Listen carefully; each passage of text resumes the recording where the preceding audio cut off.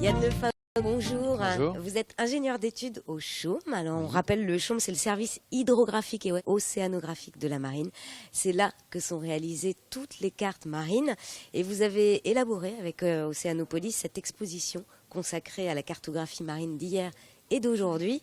Qu'avez-vous choisi de présenter en priorité dans cette exposition? Ce qu'on a choisi de présenter dans cette exposition, c'est toute l'évolution dans la représentation cartographique et parallèlement l'évolution aussi des techniques qui permettaient aux ingénieurs cartographes d'élaborer toutes ces cartes marines de façon la plus précise possible.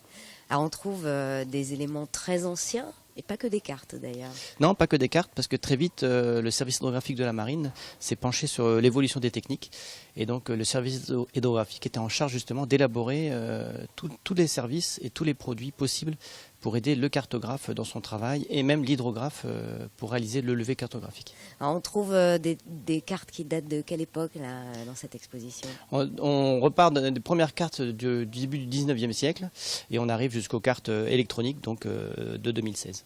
Alors je disais pas que des cartes, qu'est-ce qu'on trouve comme éléments autrement dans cette exposition? On va retrouver le plus ancien système de cartographie, à savoir le plan Suffet.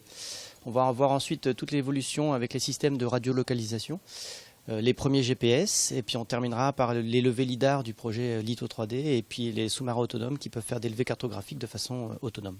Est-ce qu'on dessine toujours des cartes aujourd'hui? On dessine toujours des cartes, on ne les dessine pas forcément sur du papier, on va les dessiner sur écran d'ordinateur.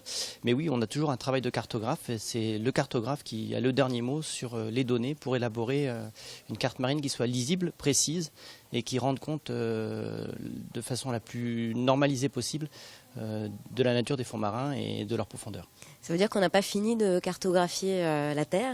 Non, on connaît mieux la Lune que la Terre, et d'autant que la France a le deuxième territoire maritime mondial, avec plus de 12 millions de kilomètres carrés à cartographier et avec des zones d'extension possibles. Donc non, le CHOM n'a pas fini de cartographier les fonds marins qui en plus évoluent. Alors avec toutes les technologies à notre disposition aujourd'hui, est-ce qu'il y a vraiment encore besoin de cartes marines? Oui, on s'aperçoit qu'on a des besoins de plus en plus précis, tant pour les besoins civils que pour les besoins de la défense. On a vu récemment des besoins assez précis sur la pose de câbles électriques, notamment pour les hydroliennes, les éoliennes, pour l'ancrage de structures, pour la stabilité au niveau du littoral.